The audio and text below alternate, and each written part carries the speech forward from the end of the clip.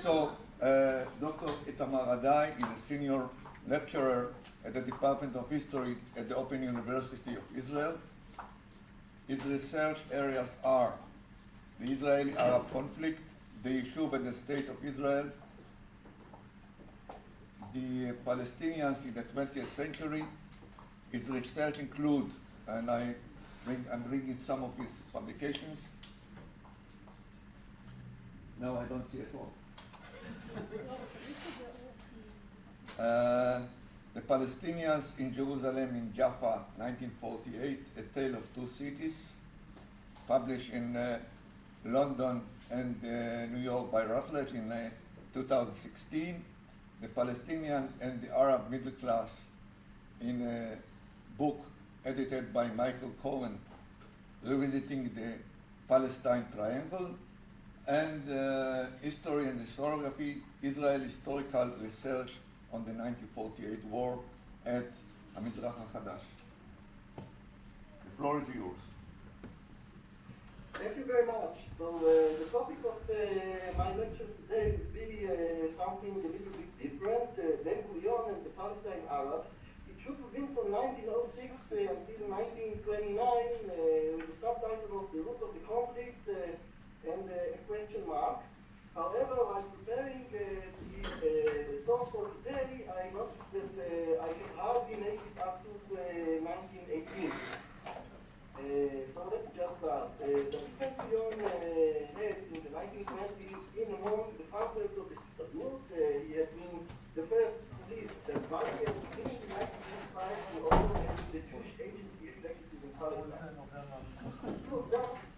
The other challenges there of subsequently elected the first Prime Minister of the State of Israel. So Ben-Gurion's senior position means that the position he took from the time of his arrival in Ottoman Palestine in 1906, the Jewish leadership as a whole. The subject of the relationship between Jews and Arabs, often referred to as the Arab question, not the fact the confrontation between the Zionist movement and the Palestinian Arab National Movement was a major preoccupation of Ben-Gurion throughout these years, and it left its imprint on Ben-Gurion's policies in a range of areas. And the subject was, of course, addressed in Ben-Gurion's concept writing, in which he sought from an early stage to mold his image for the future generations. Early at the beginning of the 1930s, Ben-Gurion published a collection of essays entitled We and Our Neighbors, Anachnu Shcheneinu, containing his writing and speeches on the subject from 1915 onward. In contrast, Ben-Gurion's official account of a series of meetings with Arab leaders was published only later, but I will not refer to it right now because this actually belongs to the 1930s. Now, not surprisingly, Ben-Gurion's biographers who addressed the subject of his attitude towards the Arabs, beginning with the two earliest, Michael Bar-Zohar and Shabtai Tevet. Tevet even went so far as to devote an entire book to this issue, in which he largely rehearsed Ben-Gurion's later narrative. Bar-Zohar took the same line, and later biographers such as Anita Shapira, Tom Segev, and Yossi Goldstein also consider Ben-Gurion's evolution on the Arab question, but only as a part of a larger whole. Another historian, Avi Schleim, argues that the most important Zionist leader had reached the conclusion, while still a farm laborer, a short time after arriving in Palestine, that confrontation between Zionism and the Arabs was inevitable. Schleim and others based themselves on the narrative that Ben-Gurion himself crafted, but a close examination showed that these views, his views and his positions on the Palestinian Arabs took shape gradually, and that Ben-Gurion began seeing it in deterministic terms only at a much later stage in his political career. So, let us go to the beginning of Ben-Gurion's relationship with the Arabs. David Green, who later changed his family name to Ben-Gurion, was born in 1886 in Plonsk, then in the Russian Empire, now in Poland. His first encounter with Arabs was on his way to settle in Palestine in 1906. while still on the deck of the ship that had brought him from Russia to the Middle East. He described the encounter with them as a positive experience, although he presented them as naive. Start quote, almost all of them are good-hearted and friendly, and it is easy to make friends with and connect with such people. You could say that they are big children, end quote. During his early years in Palestine, the young Ben-Gurion was an eyewitness to a violent incident in the making. He worked for a time as a laborer near the Jewish Moshava of Ilania or Sejera in the lower Galilee. He left after a time there to visit his family in Plonk, but returned just prior to the Pesach in 1909 to attend an assembly of his party at the time, Po'alei Zion. In a memoir he wrote in 1916, while living in New York, probably basing on a letter that he sent to his father immediately following the event, Ben-Gurion wrote, "It was the first winter after the declaration of the Ottoman Constitution, which was following the Young Turk Revolution of 1908, and the naive Falach interpreted the Huria, the freedom, in a spatial way. From here on out, there was no law and no authority. The government would no longer intervene and everyone could do as he wished." Indeed, during the course of the gathering of Po'alei Zion, there were several clashes between the party members and the residents of the Moshava on the one hand, and the inhabitants of the Arab village, Sejera, the neighboring Arab village, on the other. Shooting began, firearms having become widely distributed in Palestine during the late Ottoman period. So a villager and two of the Jewish settlers were killed. Ben-Gurion knew the Jewish victims, Israel Cohen-Gold and Shimon Melamed, personally, and according to his account, he took an active role in the confrontation and saw them die. It was the first bloody clash he had witnessed, and years later he would say that it brought home to him the force of Arab hatred, so cited. But in the account he wrote in 1916, Ben-Gurion seems to have understood the motives of the villagers quite differently. According to this account, their motives were criminal, not national. Start quote. And because the reins were loosened following the Young Turk Revolution, the cases of robbery and burglary and thievery and assaults multiplied in an alarming way, end quote. This view appears also in letters he sent to his father in March 1908, in which he recounted another incident that occurred at around the same time in Jaffa. According to Ben-Gurion, who was at Sejera at the time, in a fight between two young men in Jaffa, an Arab and the Jew, the Arab wielded the pole against the Jew, and the Jew killed the Arab with his knife. Riots broke out following the killing, during which Arabs stormed the hostel for young Jewish immigrants and beat up the residents, while other Jews were injured when soldiers fired their guns while arresting the killer. But Ben-Gurion reassured his father that, start quote, "The mood here is awful, of course, but such things have happened here many times at different times and in different places, and not just between Arabs and Jews, but also and generally among the Arabs themselves, between one tribe and another, one village and another," end quote. So that Ben-Gurion actually was disregarding the tension that had been created between the two ethnic groups, and of course, that the target that the Arabs chose to attack following the killing was a hostel housing young immigrants. The young Ben-Gurion, who neither spoke nor read Arabic, was unable to fathom the political thinking of the Arabs. The Ottoman constitution adopted after the Young Turks came to power granted parliamentary representation to Palestine's inhabitants, sparing the appearance for the first time of Arabic language newspapers. This fostered Arab and proto-Palestinian national sentiments and intensified concern about and opposition to Zionism.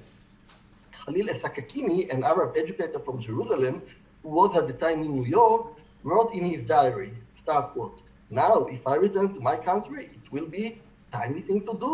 I will be able to serve my country. Now we will be able to make our voices heard as much as we please. He who covets what is ours should now retreat in disappointment. Long live Syria," end quote. Sakakini at this point still named Syria as his homeland.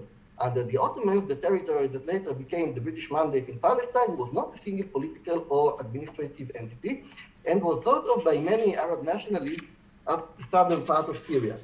But a short time later, already under the Ottoman rule, Sakakini would become one of the pioneer thinkers and advocates of the Palestinian idea. The national turn that took place following the 1908 revolution had an impact not only on urban intellectuals like Sakakini, but also, and no less so on villagers whose relations with Jewish settlers now took a nationalist hue. Indeed, Yuval Ben Basat argues that 1908 was a watershed in the conflict between Jews and Arabs. Ben-Gurion, at this point, seems to have remained unaware of the national movement whose beginnings he was witnessing. Nevertheless, other letters of his from this time indicate that he understood the situation in a less simplistic way than the above passages might lead one to think. His attitude toward the Arabic language was complex, although the bottom line was that he never bothered to learn it, with the exception of a few words of the spoken languages, like the Huriya that I mentioned, or for example in the letter that he wrote during a visit to Warsaw in 1911, he used the Arabic expression "Mafish Masari," meaning there's no money. A short time thereafter, Ben-Gurion decided, along with his friend and political ally Yitzhak Ben-Zvi, to enroll in the University of Istanbul's law school. Their goal was to be prepared in the future to represent the Yishuv as an integral part of the Ottoman Empire. Ben-Gurion, who was fluent in several languages, set out first for Saloniki, now in Greece but until 1913 a part of the Ottoman Empire, where he quickly and relatively easily mastered Ottoman Turkish at a reasonable level. He wrote to his father in November 1911 that he also learned a bit of Arabic there for the purpose of bolstering his knowledge of Ottoman Turkish. Start quote, I set aside 1 hour a day for the study of Arabic, which I need very much for its own sake, and even more so for the Ottoman Turkish language, because in Ottoman Turkish, almost 2/3 is Arabic. This is an exaggeration, of course, but in Ottoman Turkish, indeed, there were many words borrowed from Arabic. So when his university studies were suspended temporarily because of the Balkan War in 1913, Ben-Gurion and Ben-Zvi returned to Palestine. Ben-Gurion was not sure he would be able to go back to Istanbul because of the rising political tensions, and considering as an alternative Damascus as a regional center of Arab culture and Arab nationalism in order to study Arabic there. He presumed that, working as an attorney in Palestine, that would be more useful to him than Ottoman Turkish. It was, after all, not just the principal language spoken in Palestine, but also one used by many of the land's Jewish inhabitants, whether native-born or immigrants from overseas. But this plan never materialized. Ben-Gurion and Ben-Zvi returned to Istanbul and resumed their studies until, during the summer break of 1914, the First World War broke out, and they returned to Palestine. Just before they set sail from Istanbul, Ben-Gurion wrote to his father, start quote, how long I will remain in Palestine this time, I don't know. My principal goal is to learn Arabic there, but as I have 2 exams, I will have to return here soon. A short time after arriving back in Palestine, both Ben-Gurion and Ben-Zvi were arrested as subjects of an enemy power, Russia. They were deported to Egypt and from there set out off for the United States, where they stayed for most of the war years. According to Ben-Gurion, their arrest and deportation was ordered by Kemal Pasha, a member of the triumvirate that controlled the empire at the time and the commander of the Syrian-Palestinian front. The reason was that their names appeared on a list of participants in the Zionist Congress of 1913. They were treated with relative courtesy as students at the University of Istanbul, and while under arrest, they were permitted to take walks in the yard of the Saraya, the government compound in Jerusalem's old city. There, Ben-Gurion related, he had a life-changing experience that would later affect the way he saw the conflict with the Arabs. He repeated the story again and again over the years. The first version known to us appears in a letter to his father from the end of 1919. During the war, Ben-Gurion and his father were barely able to exchange letters on a regular basis. So, start quote. During my detention, I met one of my friends from the university, an Arab student from Jerusalem. When he learned that I was in prison and about to be deported, he told me that, as a friend, he was sorry about my fate. But as an Arab nationalist, he was happy about my deportation. End quote. Ben-Gurion repeated his account of this incident, which he said has occurred just before his deportation from Palestine in 1915, at a meeting of the Zionist executive in 1943, and in his book, Meetings with Arab Leaders, published in 1967, but with a minor change, start quote. As a friend of yours, I am sorry about it. As an Arab, I am happy. He named the friend as Yahya Effendi, Mr. Yahya, without a family name. This friend does not appear anywhere else in Ben-Gurion's writings, and his precise identity is not clear. During his and Ben-Zvi's sojourn in the United States during the First World War, Ben-Gurion addressed the question of the common origin of the two peoples, the Jews and the Arabs, and thus, by implication, the possibility that the Jews and the Falahs would live together. So he proposed to Ben-Zvi that they write a comprehensive book about Palestine, Eretz Israel, dividing the chapters between them. Ben-Zvi wrote about history and geography, while Ben-Gurion took the chapters on the country's names, borders, legal status, and in particular, its inhabitants. They worked primarily in the New York Public Library in the corner of Fifth Avenue and 42nd Street in Manhattan, but also in the Library of Congress in Washington, D.C. and other libraries. The central thesis was Ben-Gurion's, although he may well have been influenced by Ben-Zvi, that the majority of Palestine's Falahs, he argued, were not of Arab origin, but they were rather the descendants of the ancient Jews. It was an idea that Ben-Zvi and Rachel Yanait, who later became his wife, along with them other leaders, promoted. Another of their claims was that the only true Arabs were those whose origins lay in the Arabian Peninsula, namely the Bedouin, quite a well-known claim. And so Ben-Gurion's and Ben-Zvi's starting assumption was that Palestine had never been emptied of its primary agrarian Jewish population following the destruction of the Second Temple.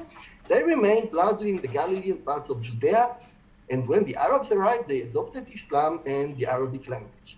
As proof, they adduced customs resembling those described in the Hebrew Bible and personal and place names of Hebrew origin, as well as the tribal law prevailing in rural Palestine, which differed from Islamic law and which they maintained was of ancient Hebrew origin.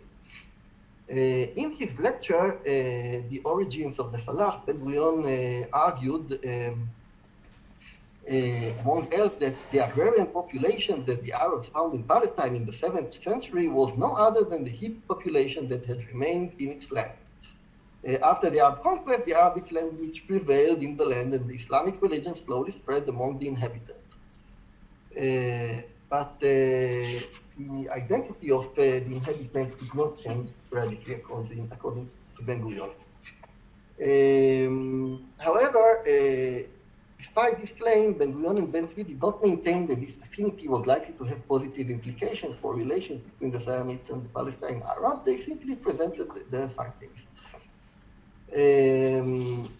Now, at the time, Ben-Gurion and Ben-Zvi also adopted for a while the note of country without the people for people without the country, which probably they borrowed from Israel's Zangvil. They meant a country without the people with a national movement, of course, because as we see, they were well aware of the existence of the Arab population. So contrary to Zangvil, Ben-Gurion maintained in an article that he published in Yiddish in New York in 1918 that, start quote, the land of Israel is not a land devoid of population. To the west of the Jordan alone live some 750,000. Under no circumstances can the right of these inhabitants be infringed. There is an emphasis about it in the original. He added that only dreamers of the ghetto, like Zangvil, whose main book title was Dreamers of the Ghetto, Cholmei HaGhetto, could presume that the great powers would give Palestine to the Jews, start quote, without the addition of the right to send the non-Jews out of, with the addition of the right to send the non-Jews out of the territory. No country would agree. It's neither desirable nor possible to dispossess the current inhabitants. This is not Zionism's calling. If Zionism aspired to take their place, then it would be nothing but a dangerous utopia and a destructive and reactionary false vision. End quote. And this is also the end of my talk today. Thank you very much.